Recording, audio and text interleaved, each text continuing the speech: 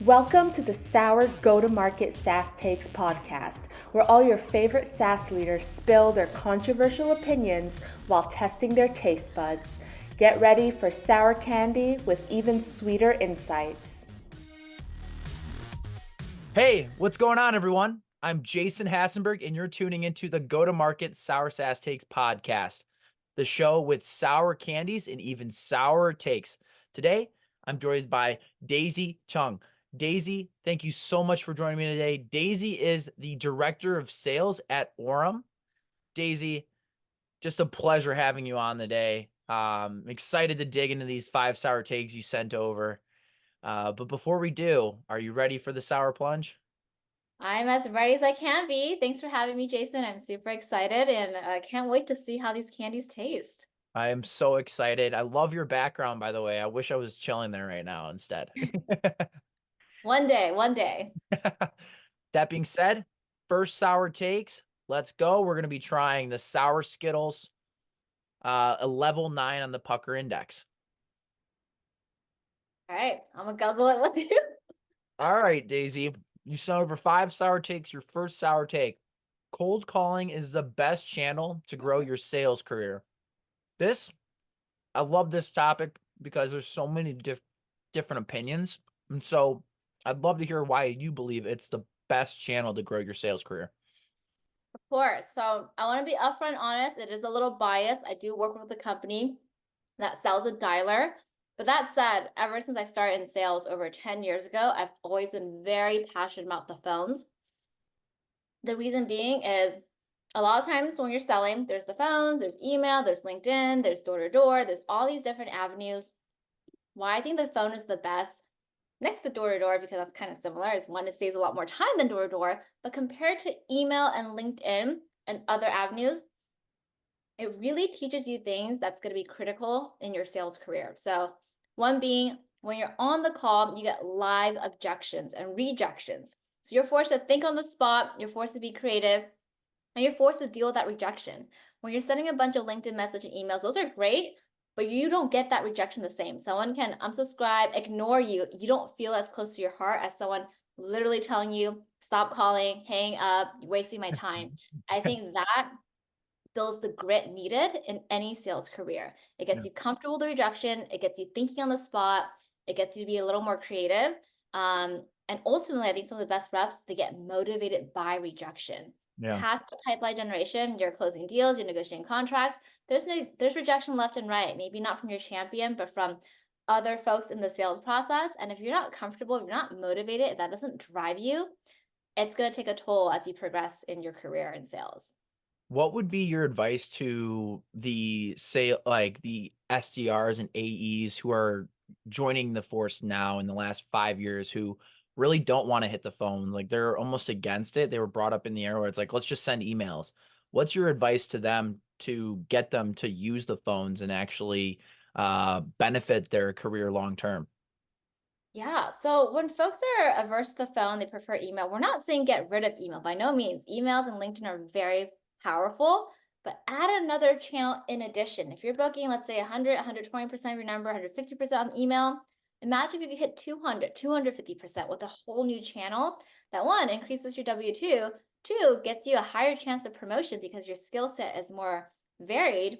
Um, and three, you just become a better sales rep. And whether you stay in sales or not, these skill sets are actually pretty transferable to anything you do. And I think that if you do it and you do it with other colleagues, it makes it a lot easier Yeah. um, to get into the moment of it too.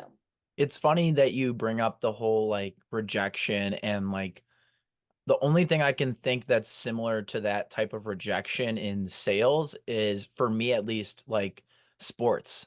Growing up, losing all the like, right? You lose, just you're on a sports team, you're gonna end up losing eventually, and you're gonna have to figure out how to get over that. And like when I was in college or when I was in high school, it was like people were like, "You're not gonna make college. You're not doing this." Like, and I had coaches tell me to my face I wasn't gonna make basketball, go to college, but you overcome that. It pushes you further. And like you're saying, the people who are the best salespeople in the world, that rejection actually motivates them. Do you have a story of your own where maybe you were rejected multiple times. It could be on sales, it could be just in life, and it pushed you to, grow and even be a better person overall. Yeah, no, absolutely. I think in sales, I have countless stories of every time someone hung up, rejected, or said bye to me. So I'll leave that there since I'm sure most folks can relate. I'll tell a story about me coming out of college or throughout college. Before I went into sales, I thought I was supposed to be in finance because all my peers and friends were doing finance, and I thought that was the thing to do. That's Mhm. really not in my personality. So I was getting rejected left and right. I am probably well over 50 or 100 companies I applied to. Barely got that first interview. Never made it past that initial interview, Yeah. and so a lot of rejection. A lot you just don't feel great, especially when all your friends are getting jobs, you're a senior in college, and you're just getting rejected left and right. But with every rejection, it got me closer and closer and realizing different ways I can navigate those conversations, different ways I can make my resume better. And ultimately, I figured out finance wasn't for me. But Yeah. each step of the way, I was more motivated to meet more people, to have my resume reviewed, and build that grit to never give up. And eventually, I found my way to sales accidentally and became my lifelong career. And it was better fit for my personality. But if I just gave up and stopped trying, that wouldn't have boded well for my sales career because that would have just been ingrained in me. So, uh, Wow. yeah, truly believe that grit to not give up, that grit to take the rejection and turn it into improvement, into motivation, into how can I be better and better, will foster you to a better place in your career. When you're training your reps and helping them succeed, are there a few principles that you're leaning into and having and advising them to take? Yes. So one of my reps actually told me recently that I like to have different phrases throughout the time periods. And one of the most recent phrases I've been really liking and sharing with my reps is you don't ask, you don't get. You know, if you don't raise your hand and ask, Ooh. can I have that contract? If you don't raise your hand and ask, can let's go ahead and have that meeting. Or what do you think about the competitor? If you don't ask these questions, you're never going to understand where you are in the sales process. You're never going to get that contract. You're never going to get the pricing, the uncomfortable conversations done with. So I think it's one of those phrases that one gets you going, but also kind of gets you to push back from rejection and not think about it because you gotta ask. You don't ask, you don't get. You don't, and it goes beyond just your actual career. It goes for promotions. It goes for your personal life. If you don't ask for it, you're never gonna get that thing there. Yeah, you have to believe that you have to believe that that my fault. You have to believe that it's like something that you can actually accomplish, right? And that's how you actually will ask, right? If you don't believe that that ask is going to make any benefit, then a lot of people get hung up on that, right? I know for me early on in my sales career when I was just a BDR, I was working the company was trying to sponsor our event. They were kind of playing back and forth for about 2 months, and we were like, "Okay, hey, this is the final straw, like, we either need this sponsorship or not," and they're like, "Nope, we don't want it." And then I thought to myself, "Well, it's been 3 months. Why did" maybe I should reach out one more time. I'm gonna call them on the phone. I swear, I call the person on the phone, I'm gonna say, "Hey, we'll drop the price down a little bit. I know it's been a back and forth conversation, but we do want to work with you guys." So I called them and it worked out. We got them on the sponsorship and it's just like taking that extra step, right? Where it's like you feel uncomfortable. I didn't want to, but I Yeah. just knew in my heart that like we were already so deep that like, what's the worst thing that could happen, right? Exactly. And that comes with a conviction, knowing that what you have to offer is of value. Yeah. Because you don't truly feel that, you don't have that conviction that you're only making all these calls and all these efforts because you truly believe you can help them out, then you're doing them a disservice. If you have that conviction, it's very easy, or it should be easier to make these calls, to have those conversations, rejection after rejection, because you know in your heart it's what's going to be good for them once you can educate and help them understand. Um, a lot of times I also like to say that in sales, you're not selling something, you're educating someone. No one likes to be sold to, but everyone wants to learn. And if you can educate them and give them the aha moments, you've got a true partnership there. That is that's I love that advice. And like I was just thinking about how early on in my career I was like given scripts to learn, and I just felt like I wasn't being trained well enough in my sales career and like what I should actually do. And I'm just wondering, before we go on this sour take number two, what advice do you have for managers who are managing sales reps? What's your advice to them to make sure that they're actually onboarding their reps right, managing them correctly, making sure that they're uplifting their teammates around them? Yeah, absolutely. One, I think it starts with hiring the right people because you have a rock star onboarding process, but if you hire the wrong people, you're going to be, it's going to be making your job a lot harder. So hiring the right people. And once you're there, understanding to managers, onboarding is a team sport, just like sales is a team sport. A lot of times, all first-time managers, early managers will try to do all the onboarding on their own, thinking that everything they teach, everything they have to say is what the rep needs to learn. But it's really about perspective. You're kind of the quarterback for the new hire, and just like in a sales campaign, you got to find the right people to train the rep because there's no one right way. Everyone does it differently and they have to learn different perspective. They have to talk to their peers, they have to talk to all the executive stakeholders, and then run quizzes and tests. A lot of times during onboarding, it's a lot of information thrown at them and they just learn. They're kind of digesting, but you can't really tell how much they're receiving it until they're live and thrown into the fire. But every so often, if you have a fun pop quiz, a fun question testing, and doesn't have to be super serious, you see them kind of reflect back what they're learning and you'll start seeing holes and gaps and you can iterate before their onboarding is over.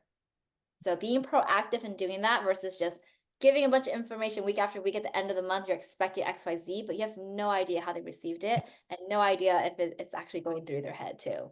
Oh, I love the idea of like testing, and making sure that they're actually actively engaging with that learning. Like it makes, to me, if you're gonna, and it feels like you're drinking out of a fire hose when you're onboarded. I was just onboarded a month ago, and for me, it was like, okay, let me get these 2 weeks underneath me. But after that, I got to start making an impact, right? And I think for a lot of people that are being onboarded, they have a little bit of that worry, like, okay, how do I get an impact? And they're worried about making that impact before actually digesting the material, right? So I love the way you're phrasing that, where it's like you're almost doing both at the same time. Yeah, absolutely. And to your point, Jason, I think that's exactly right. A lot of times people feel like they have to perform, especially in sales. It's a performance role. So they have to feel like they have to perform. They're overwhelmed. Everything is so new. It's a lot for a new person. And so a lot of times I like to tell new hires on day one, you're going to be overwhelmed. Everyone gets overwhelmed. I have not met a single person that was not overwhelmed. It's normal. It's okay. And giving them that reassurance, I feel like goes a long way because if not, they feel like, oh, am I too slow? Am I not keeping up? And it's a lot of built-in internal pressure that Yeah. doesn't go well. But if you level set and say, look, it's gonna be a lot thrown at you, you're not gonna understand it, no one truly does until you kind of like work through it, they feel like it's normal and it feels a lot more of a safe place to learn and grow as you progress in your onboarding. That's, you tied that up perfectly. Let's go into our sour take number two, Daisy. It's going Okay. to be the Warheads popping candy. So this is like Pop Rocks, if you had that back in the day. As we have this, I am going to read off your second sour take. Okay. Here we go. Mm, mm. I like this one. This I do reminds me of too. like I, childhood. exactly. I haven't had Pop Rocks. I've said this, but I just haven't had Pop Rocks in so long. So I know it's not that sour, but just different. So why not throw it out there and do something different? Your tongue might be a little red. If I've given some people the blue one and they're like, "Oh no, my whole teeth, their whole teeth and tongue are blue." It's hilarious. Sour take number two, Daisy. The SDR role does not prepare you well to be an AE. Wow, this is mind blowing to me, honestly, because from my opinion and from what I've been taught, it's like you're an SDR, you're a BDR, and then you are an AE. Like that's the transition. So I want to hear why it doesn't prepare you. Yeah, no, glad you see this hot take because I know everyone goes, oh, SDR AE, natural. If you're the best SDR, you're the first one up for promotion. You always hire the best SDRs to be AEs.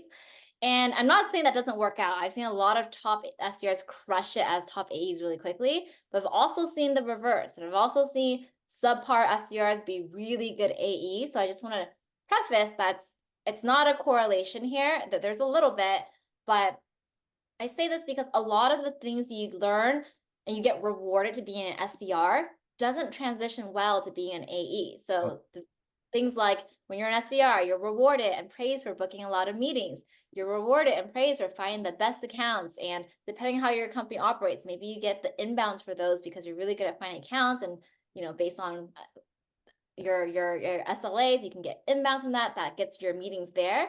And you're rewarded for being able to qualify well, take good notes, and move fast. It's all about volume. Meetings, meetings, meetings, qualification, qualification, qualification.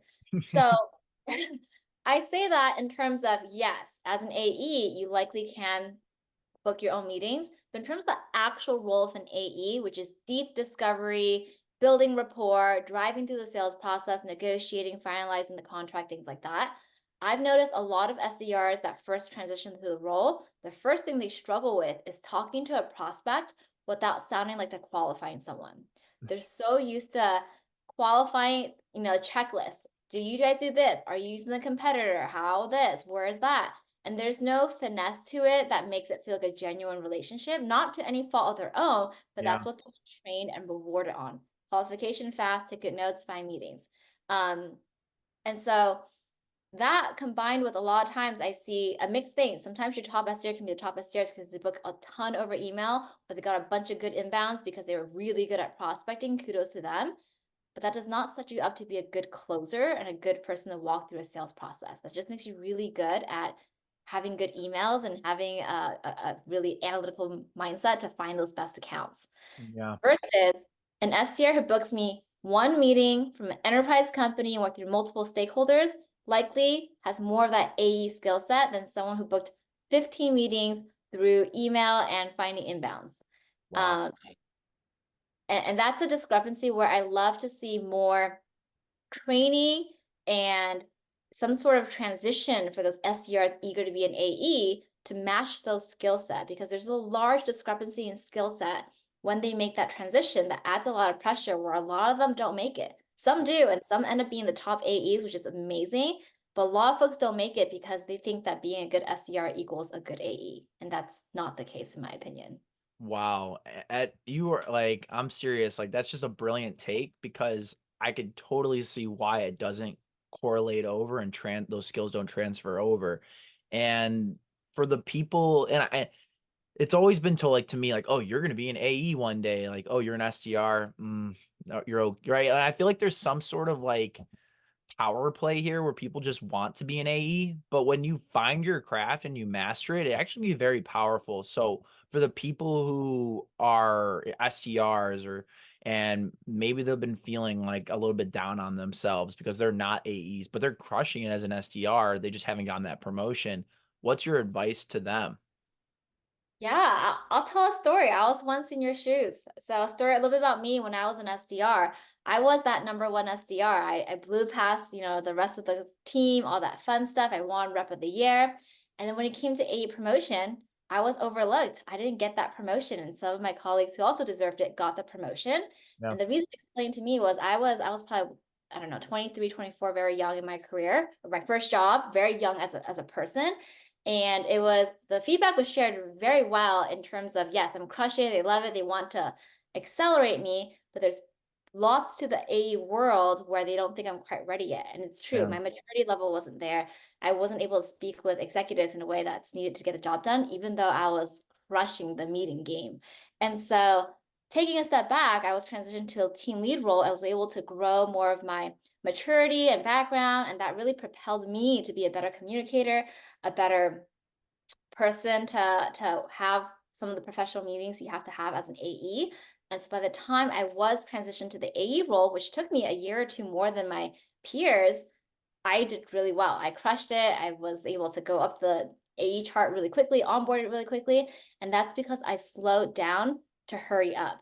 Wow. Um, and so being in the SDR role longer, I'm not saying to stay there forever. I'm not saying you don't deserve that promotion, but sometimes if if you are truly not ready from the leadership perspective, and you kind of feel that too, you just want the promotion. To be honest, I just want a promotion to want it. I Yeah. don't even know why I want it. Everyone was raising their hand.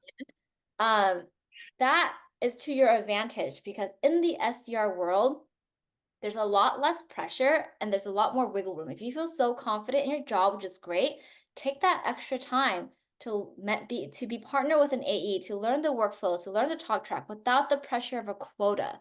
Yeah. And that by the time you become an AE, blow it out and make accelerator money. Because I promise you, if you're a top AE, you're gonna make 2, 3, 4 times more than an average AE. And that's well worth the wait. Versus if you get promoted too fast, even though you're a rockstar SDR, you may fall flat, fail beyond a pip, transitioned out. And that's gonna take a beating on your self-esteem and confidence in the role. Well, I love that your story, it's all about failure, right? And rejection in the same sense that we were just talking before, right? Like overcoming that. And I want to touch base on something that you said in your previous answer, which was like there needs to be some sort of training involved to help these SDRs and BDRs be able to work on these skills, become an AE if they want to be an AE. So like what would that training look like for you with your team, and how does it look like right now? Yeah. So at Orum, specifically my company, we have a role called ISR. It's kind of a transition where you work some of the smallest deals um, at the company. Okay. And so it's a low risk for the company to assign you with the smallest deal sizes. And as you go through the sales process and you start kind of letting go of some of the trainings you've had of qualifying, asking these questions, it's now rapport building and deep listening and following up. Um, and so that has been a good bridge to kind of get there. I think to take a couple levels more, you can have the same thing. You have trainings, you have questions and quizzes at the end of the week, buddy them up with an AE mentor and see that progression to make sure you feel confident not only in the results, but the raw skill set to run a sales campaign at a higher level too. I love that. I love that answer. You just made me think of something else. As a sales manager and leader, right?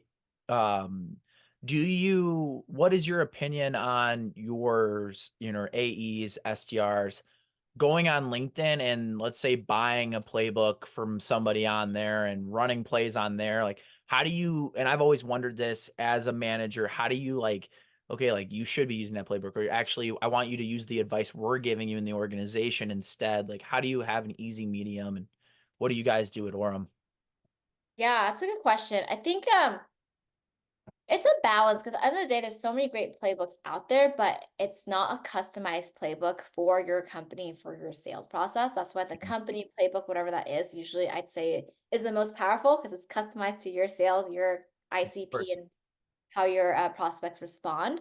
Um, but there are great sales book out there that teaches you sales strategy that can be overlaid to almost any company. Um, so I'd say it takes a more veteran rep to Yeah. understand outside training. The reason being is if you're a new rep, you absorb everything. You don't know what's right or wrong. You try to do everything. That's usually the worst because you're trying to take everyone's talk track and you're never going to be able to copy someone else's. But you Yeah. follow a basic playbook your company lays out for you. Once you develop to a more senior rep, you're able to take that outside training and take it with a grain of salt in a good way. So you take and pull what makes sense for your company, but after you establish a baseline of how you sell and how your personality works with the process.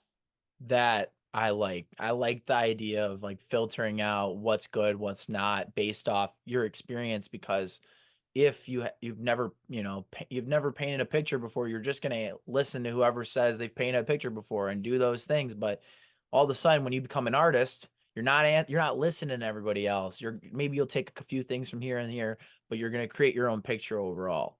So I Yeah. love that. Let's carry into our sour take number 3, Daisy. Crybaby Tears, a level 34 on the Pucker Index. Now, these are a little bit more sour, but nowhere near as sour as the last two. So, hope you're ready. You can take as many as you want. I'm going to do all 4, but do as many as you want. You know, I'm gonna follow your lead, Jason. Let's But go. has anyone cried from these yet? No, these, I don't know why they're called Crybaby Tears, but no one's cried so far. It's funny because my niece like snuck down one time to watch me do this, and she's like, after the show, she's like, "Oh, I want to try him." I'm like, "I don't think you should try him. I'm sorry, she's only 5." I'm like, she's like, "I want to do it." So we just did like a little like gimmick. I put out like lollipops or whatever for her. We did a little thing, but it was so cute. So no one's ever cried to this. My niece probably would have cried, but that's it. So that being Okay. said, let's go after it. Ready? Okay. Sour take number 3. Sales development should not report to sales or marketing. Hmm. It should be its own department. I love this. So unique. Your sour takes are the most unique, actually, out of anyone's yet. Honestly, I Hmm. haven't heard this. And I haven't heard this at all. So, you okay? I'm good. No, I'm processing. Wasn't that bad? It was just a lot. Yeah. But thank you. I'm flattered. I'm glad you find them creative. Yeah. No, this one in particular, when I read it, I'm like, that makes so much sense. But like, I don't know why it makes so much sense. It just makes sense to me, right? So help Yeah. me make it make sense, please. Yes, and I'm sure you can tell by now, I am very passionate about the sales development, the early entry sales career, because that's how I fell into sales and it changed my life. And so a lot of my insights and hot takes, as you can tell, is focused on this because I feel very passionate about this world and Yeah. specifically so passionate that yes, I truly believe sales development should have its own department and its own VP, and the head of sales, head of marketing, head of sales development should all report to one leader, not sales development reporting to the VP sales or VP of marketing. Reason being is it's a common, I'd say, saying where SDRs feel like they're like the stepchild or the stepchild of the organization. Yeah. And I think that part of that is because they don't have their own department. The reason being they feel like a stepchild or that secondary group is because when you're reporting to, let's say, VP of sales, let's be honest, the VP of sales, their goal first and foremost is driving the revenue. If the revenue is not there, I Yeah. don't care if your pipeline's through the roof or in the rocks, you're gonna get in trouble with your board, you're gonna get in trouble with your CEO. And so if VP of sales is always gonna care about revenue before the pipeline. Yeah. And if you report under marketing, same thing. A VP of marketing cares about brand awareness and webinars and logos and conferences. And and they want the SDRs to convert those leads. But do Yeah. they really care about true outbound? Do they really care how they get to the meeting? No, they want to make sure those millions of dollars of marketing spend money has the data to prove they can use more money and get more budget. So at So the end of the day, I think they feel like an ugly stepchild because they don't have someone looking after them. They're always a secondary behind either department, no matter which one you put them to. And I've been in organizations where you've gone back and forth. I've been it wasn't out of the SDR, I went to sales and then marketing and back to sales. And every org I've been at, it's always a debate. And the debate isn't which one they should go to. It's they should have their own department where there's no conflict of interest, where they're not secondary, and they have a voice at the table to elevate with the VP of sales, with the VP of marketing to the VP of revenue or CRO. And that's where I think you'll see magic happen with pipeline. Morale, pipeline, the skill level, the excitement level of those reps will go all the way up if they just have their own department fighting for a spot on the table. I think it almost comes from this like sales means so many different things, right? Like I'm doing sales, but like what are you actually like doing? Are you, like are you doing, are you outbound, inbound? Or is it from events? Like there's so many different meanings of sales. And so people get looped into like sales in general. And like you said, people are always going to, the VP of sales is going to place revenue, right, over the pipeline. So and I don't know if you're doing this at Orum, if you guys have your own department, but if you were to set up your own department, how would that look like? And how would you communicate that to the VP of marketing and VP of sales so that you can stand it up? Yeah, so it's something I do internally champion. We don't have that quite yet, Yeah. but you would frame it in a way that the only way sales can hit their numbers consistently and forecasted, those are the key words sales love to hear. Forecast, up and to the right. Yeah. In order to get there, sales development needs its own seat at the table Yeah. partner. and get you those revenue goals. And same with marketing, to optimize the conversions of these, big expensive marketing leads. We need to have our own department with our own leader that can vocalize the seat of the table. Because a lot of times, again, their opinion comes secondary because the marketing conference comes first, the sales revenue comes first. But what if it comes in tandem where Yeah. sales dev, the VP of sales dev has a say in how we spend the marketing dollars and how we do the follow-up and how we have the conversions and things like that, and has a say in how we work and find the rules of engagement and all that fun stuff. And these are conversations you're still having, but again, I do feel like a lot of times it feels secondary because they roll up to someone else that cares a lot more about other things, not to their fault, as they should. Yeah. No, of course. Well, and there's like President's Club, right? And that's all AE stuff. And I mean, SDRs, BDRs, they get kind of left in the ringer, right? Where they aren't getting that public announcement. They're not getting invited to those trips. And so I've always wondered, like, personally, when I was an SDR, I'm like, damn, I want to be an AE because I want that recognition, right? But what you're saying is by having your own department, you're actually giving those reps more recognition. You can spend more time on the outbound and sales development. More budget, more time, more recognition. Everything you're saying is spot on. And yeah, to your point, a lot of times whether they don't get invited or only one SDR gets invited, and like, a much more higher clip of AEs and things like that. I think that could be very well why SDRs want to be AEs so badly, because they get all the love and glory when things are going well. But there are lifetime SDR folks. Like, I think because it's so highly advertised and AE is the way to go, people don't forget that SDRs can be a lifetime career, which is also amazing because, being in both roles, I honestly think the SDR job is great because it's a lot less pressure, and there's a world, if you do really well, you can make more money than an AE. You It's can. tougher, especially compared to the highest AE, but really good SDRs can definitely make more than, let's say, mediocre AEs. Yeah. You do. No, and So you're right. Like, it would be fascinating if SDRs really, if there was its own, like, it was its own independent thing from sales, and that would almost create a better relationship between the AE and the SDR, right? Working together in tandem. Because a lot of times SDRs are like, well, I have a sucky AE. They're not closing any deals that I'm bringing in. But like, if you see it as two teams working together and they're separate with these different initiatives, that could actually build better rapport. yeah. Yeah, absolutely.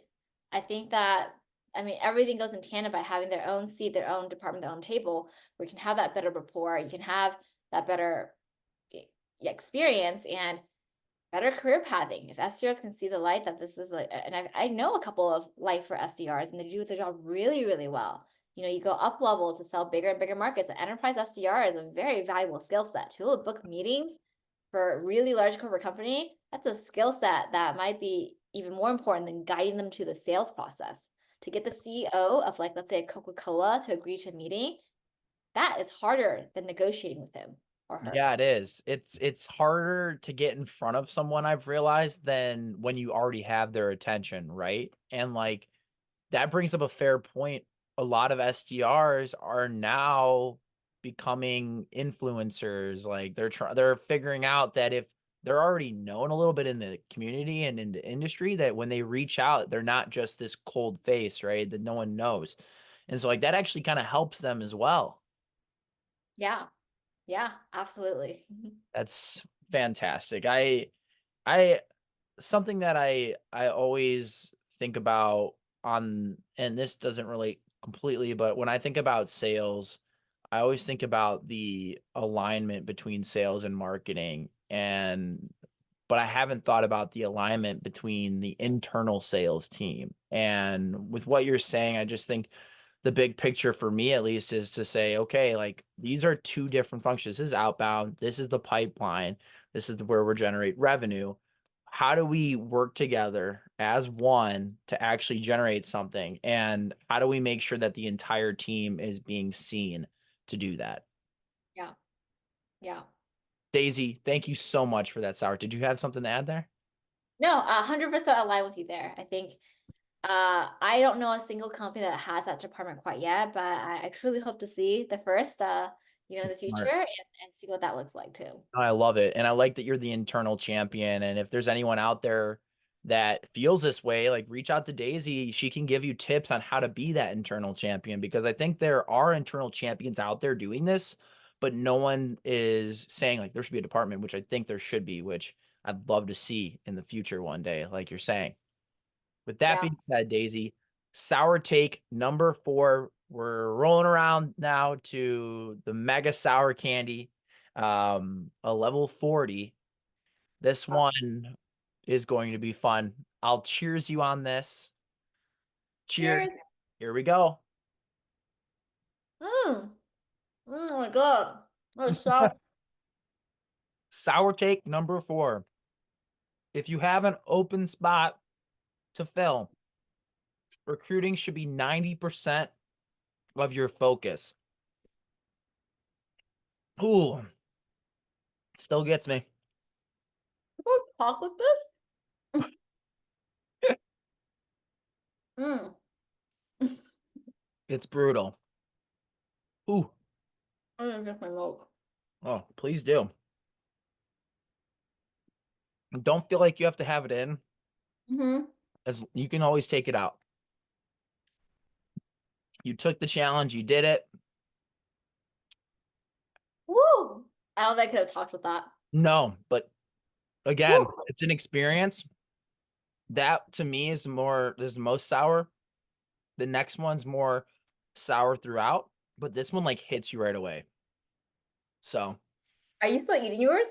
I have mine in still. Oh my goodness. I I have don't like know a how you're big, talking. I have like a big cheeks. I don't know. I have like a big mouth, I guess. So I can just fit it in there. I have a big head. Let's just say that. But sour take number 4. I'm going to read it off one more time. If you have an open spot to fill, recruiting should be 90% of your focus. Yeah. So to even make it a hotter take, what I'm saying is yes, that sounds kind of obvious. Like if you have an open spot to fill, you better be recruiting. Yeah. That also means if you have to miss your sales number to Wow. focus on hiring, do it.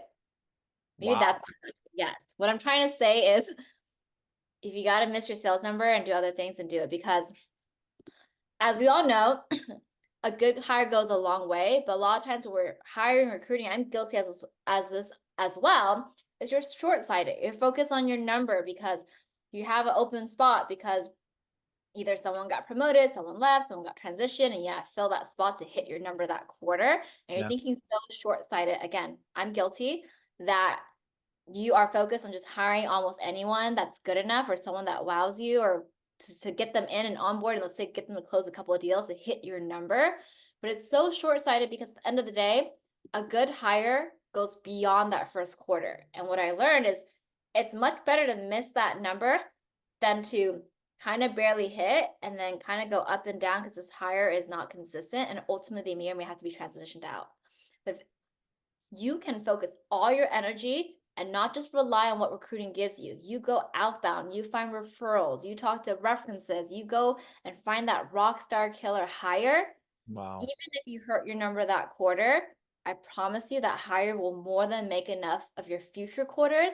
And a rock star hire will not only crush out their numbers, they don't take a lot of your time. So your time can be focused on up leveling everyone and finding that next rock star hire.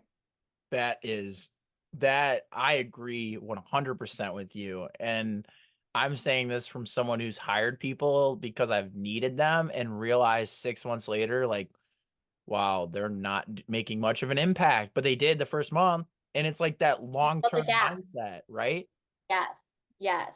Wow. So let's just like dig a little bit deeper into that for people who are in your position who are looking to hire. What are the green flags that you see out there as this is a really good person to hire? Yeah. I'd say that the one that works well for almost all companies is hiring someone who's naturally a good person that's easy to talk to. Yeah. Because that's something, if you're hiring a salesperson, think about them talking in front of all your customers. If they're making you feel a little uneasy, if you don't feel like yourself, if you can't feel like you're building natural rapport Yeah. and they're doing their best to impress you, imagine what that's going to look like for the prospect or client coming in. So, first and foremost, someone that makes you feel at ease brings your guard down because that's how they're going to show up in these sales calls. Number two, someone who does the work. So, I know it's old school, but doing the work, that thank you note afterwards, the consistent messaging, dressing up. Honestly, it's old school, but in this remote environment, I know putting on a suit or a business professional outfit is not fun sometimes. But if they're not going above and beyond to impress you, then what are they going to do once they're comfortable in the job? I Yep. want someone overdressed, over prepared, because I know that they're always going to give their best and do the best. And that's what I've seen from our best hires. They over prepared the interview process, the mock discovery call. They went above and beyond, and it shows me the level of work they'll do, even if they don't understand anything. And so those I think are strong qualities, regardless of what you're hiring for. That goes a long way to show that they're a quality person with quality work ethic and all that fun stuff. Has there been situations where you've hired someone and then you later on are like, "Oh, I should have seen a certain red flag that I didn't?" And are there red flags out there that aren't like really seeable, like you have to really kind of dig deeper into to see them? Absolutely. And that's where this hot take came from because I learned from experience. Very similarly, Jason, I've definitely hired to fill spots and go quickly because that's the urgency to hit that quarter's number. Yep. Um, and a lot of times you might get biased by their experience. You see all these great years of tenure in a similar industry, or they've moved up to management, or things like that that wows anyone Yeah. that you feel compelled. And if they're, they can communicate relatively well and their resume looks good and there doesn't seem to be an issue, um, those can turn out, not saying they're bad hires, but they might not be rock stars just because it looks good and feels good on paper. Does Um, everybody have to be a rock star on the team, to your sake? Because I know some teams are like, well, there's going to be high performers. There's going to be people who are mediocre. You have to deal with it. Or are you always striving for the rock stars? I think you should always strive for the rock star. Does anyone have a team of all rock stars? That's tough to say. Yeah. But I think that you always want to strive for all rock stars. And the very minimum, you want to strive for people with good attitudes Yeah. and can up level other people. Whether or not, rock star in terms of performance, like that has variable um, levels, which is okay.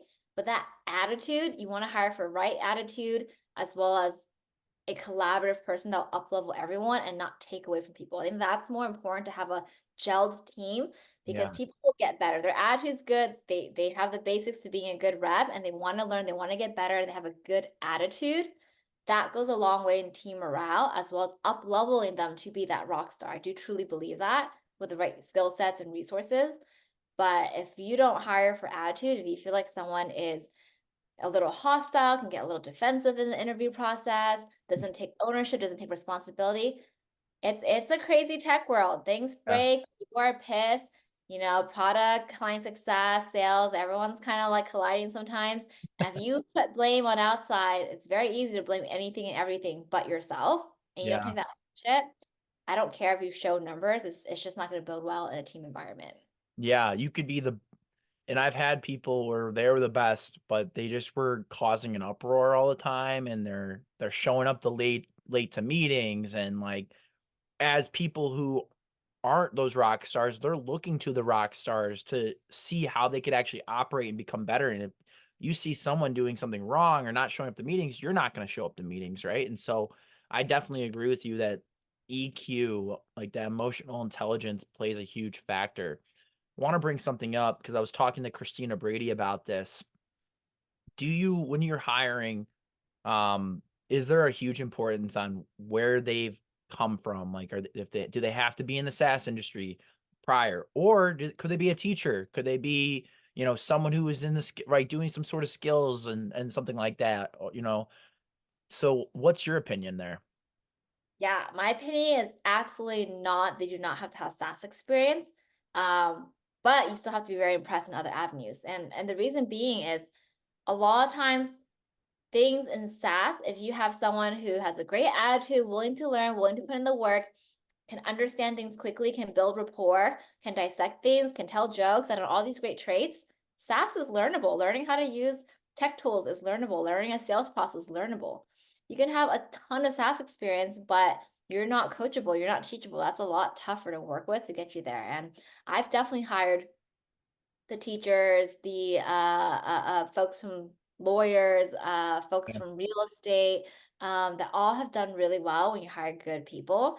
And I'm also biased. I joined, the SDR world with zero experience. It was my first job. And, with the right energy and attitude, I picked it up and got, it propelled my career and so on and so forth. And some of the best reps I know did not come from SaaS, because sometimes when you come from SaaS, and there are great reps coming from SaaS too, by the way, but Yeah. sometimes you're a little jaded when you go from SaaS company to SaaS company. There's a reason why you left your last company, whether it's promotion or whatever the case is.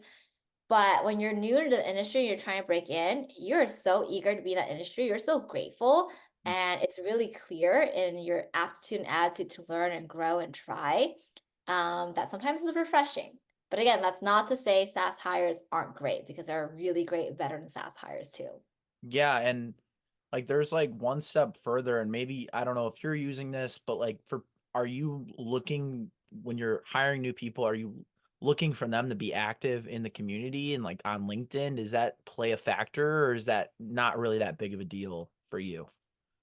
Um, It's something important to know, but it wouldn't be the criteria if I hire or don't hire someone, because it goes both ways. I think it sounds great to have these influencing backgrounds and really, exciting personalities online. Yeah. But I've also seen people who are very distracted by that. And some of the folks who are really big doesn't mean they'll do the best behind the scene internally, even though this sounds great. And Yeah. there's one that do really well. And so I don't see it as a pro or con. I see it as a nice to note, interesting to note, Yeah. or neutral, and take it with a grain of salt. That. And I have some reps who don't touch LinkedIn, who don't go on sites, who don't do the obvious sales things, absolutely crushes on top of the leadership board. So Wow. play to your strengths, and I think that's the biggest thing. Yeah, and I think that's kind of been what we've been talking about this entire time, which is like find your passion. Don't worry about the external stuff that's going on, that's being thrown your way, that these external pressures about being an AE, or maybe it's being a director or a VP, right? Like if you're crushing it in your job and you're happy and you're figuring out ways to succeed while having a good work-life balance, then to me, that's what matters most, right? And obviously if you're impacting the company and being positive, that's a huge plus. Yeah, yeah, absolutely. I think one of my favorite phrases actually of this year as well, that I read from a book, is success does not lead to happiness. Happiness leads to success. I read that. Wow. I It's love that. It's called the happiness advantage. It's great. I love it so much, because a lot of times you think that I get that A promotion, I close that big deal, I get hired here, whatever happens, then I will be happy because I achieved that successful feeling. That feeling's only a day. If you don't enjoy the process of getting there, that's not happiness. It's temporary one day happiness of, feeling super jolted. But if you're truly happy every day, you love the cold calling, the convincing, the building real relationship, the nitty gritty part of the job. If you truly love that and that makes you happy, you're going to automatically become successful and happy along the way. But if you think happiness comes from getting promoted, getting the AE role, and you kind of hate your job, but once you get that AE role, or you get that biggest deal you've ever closed, that happiness is not sustainable and doesn't last. No, and I've been guilty of that myself, if I'm being honest, right? Like I've climbed the ladder, get to the point where I'm managing 15 people and realizing that actually I kind of like being my own individual contributor, right? I actually kind of like and maybe it takes doing and taking missteps to figure out what you love, right? Because I don't Yeah. think anybody's perfect, but what I love and about that quote is that it's really about like what makes you happy. Stick with that because it will lead you to success long term and short term.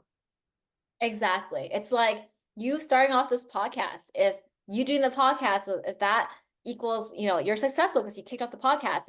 But are you, if that equals happiness for you, you're not gonna be happy very long because the podcast is already live and going. But if you really Exactly. like the interviewing, the meeting all the folks and bringing them on and seeing their sour faces, and that brings you happiness, it's gonna be so genuine over time. The podcast is gonna explode, and you're gonna meet people who's gonna introduce people because it's such a genuine feeling. And the Yes. reward is doing the podcast itself, not the launch, which was a 1 day or 2 days of very high happiness.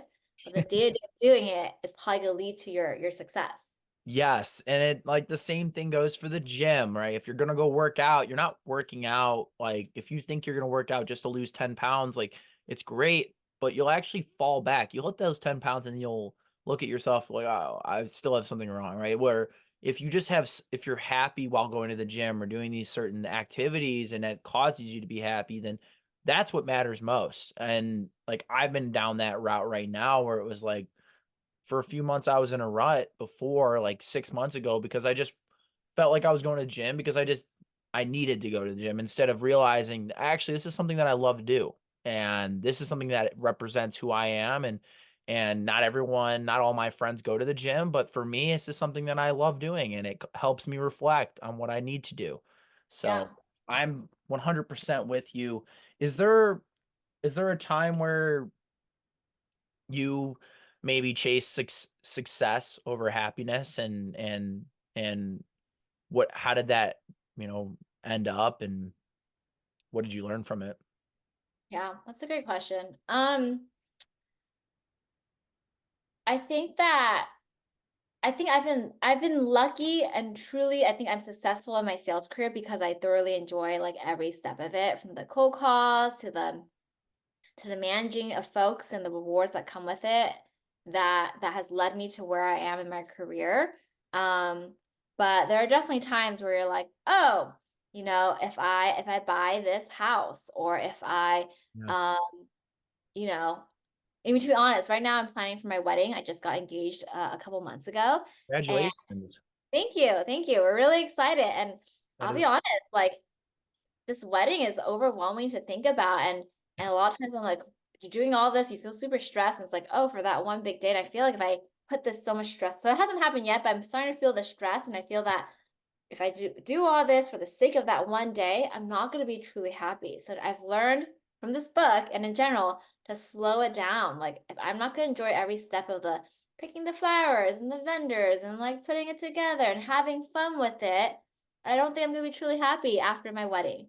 yeah. So long story short, it has given me the foresight when I have big things to come, buying houses, a wedding, um, any big thing in life, to slow it down and break down the steps of why you're doing and why you're happy, and not just rushing towards that big achievement, because it's not going to bring sustainable happiness.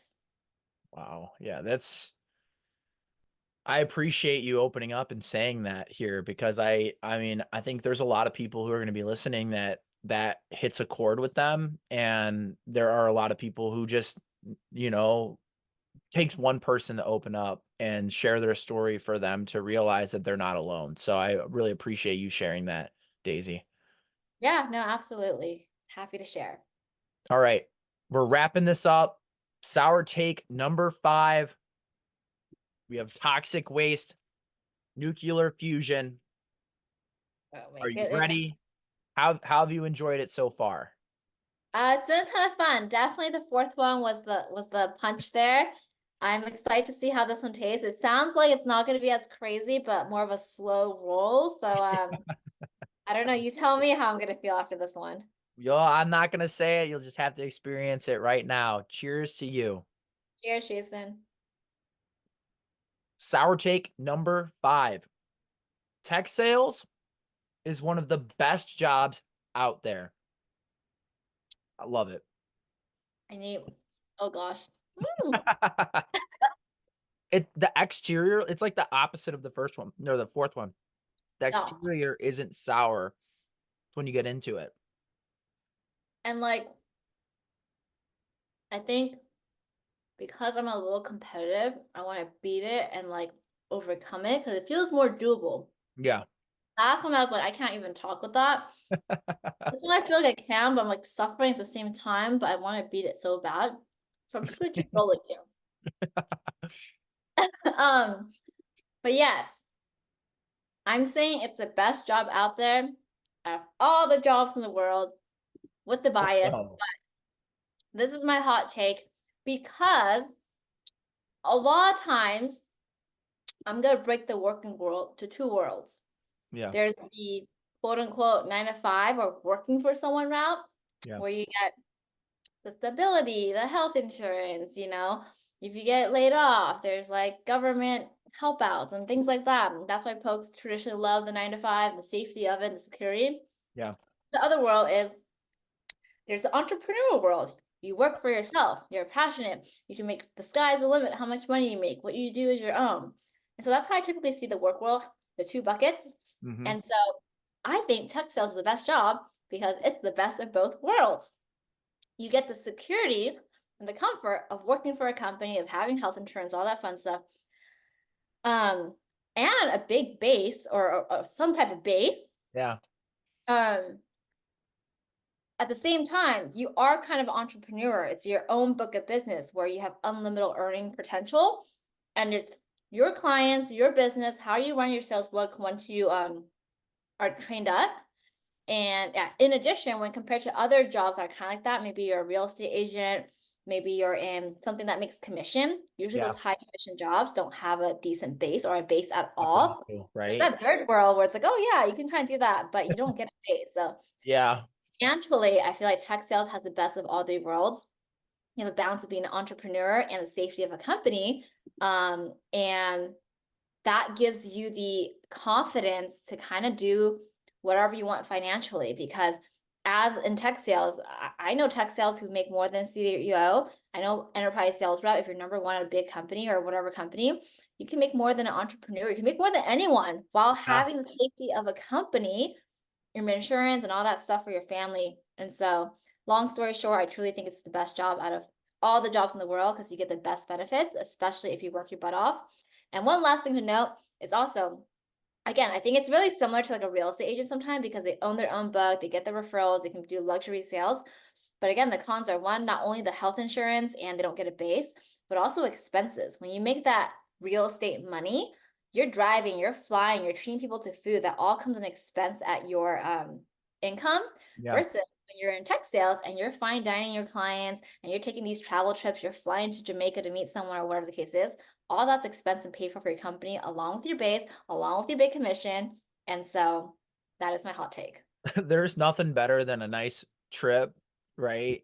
Expensed on the company's behalf. Obviously, you're generating revenue. That's why you're going. But there's no better feel. Like when I first did that the first time, flew out to New York, I was meeting with clients and had that experience. I just thought, wow, this is like nothing I've ever really experienced before.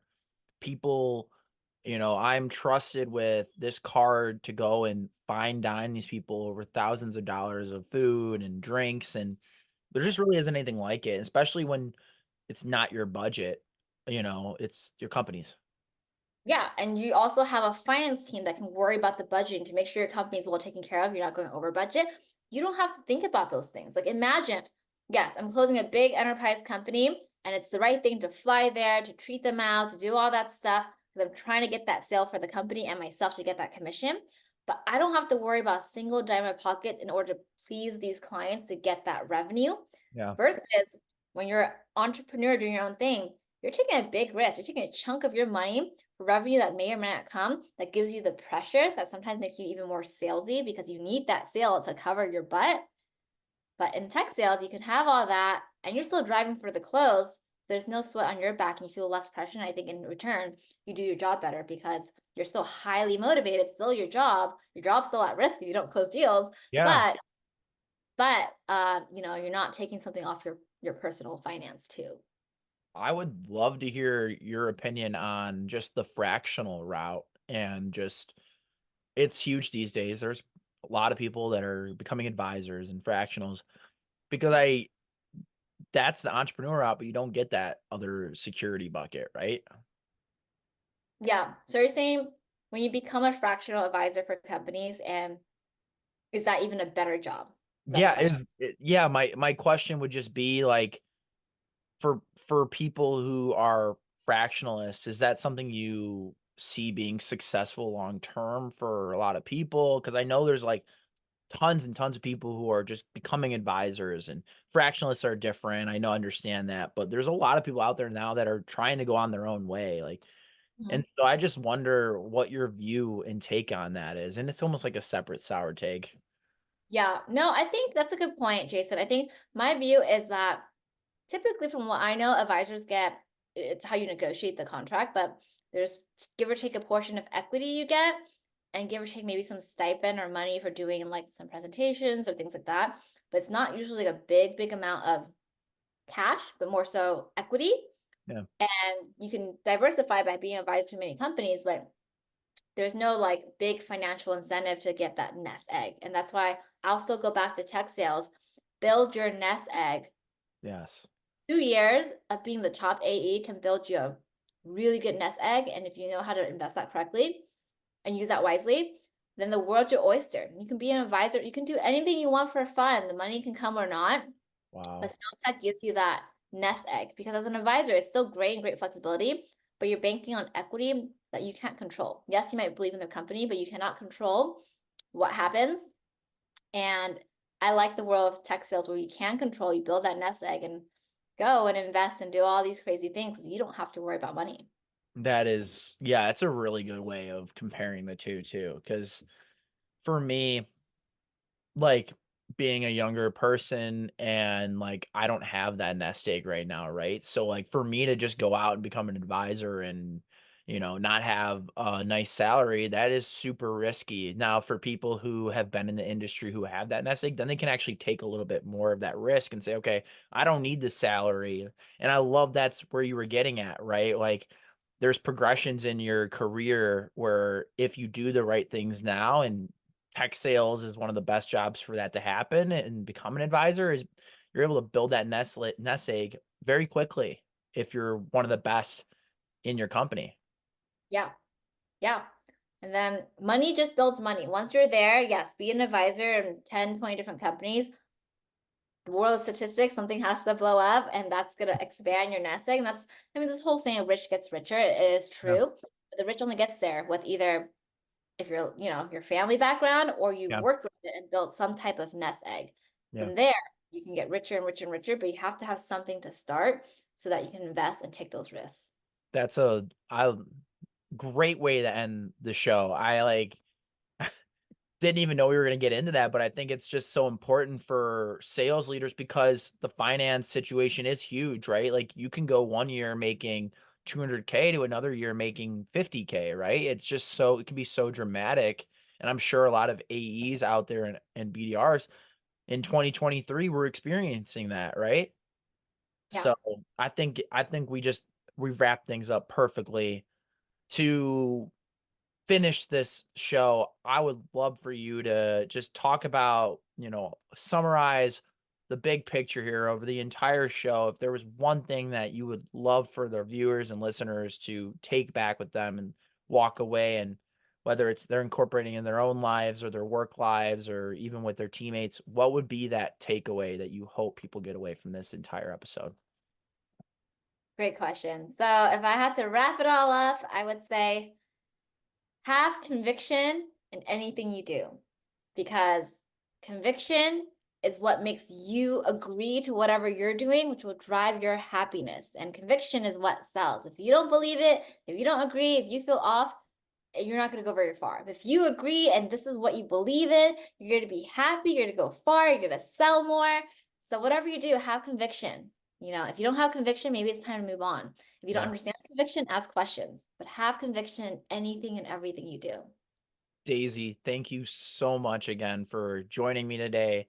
I had an incredible time getting to know you and getting to understand, your background and how you think about sales and even that alignment between the sales industry. I think it's just there's a lot of gold in this episode that I think people are going to be able to walk away with and say, wow, I never thought about it that way. But now that I do, it's changed the way I think. So, Daisy, with that being said, you completed the sour plunge. You took on all 5 candies. You were a stud.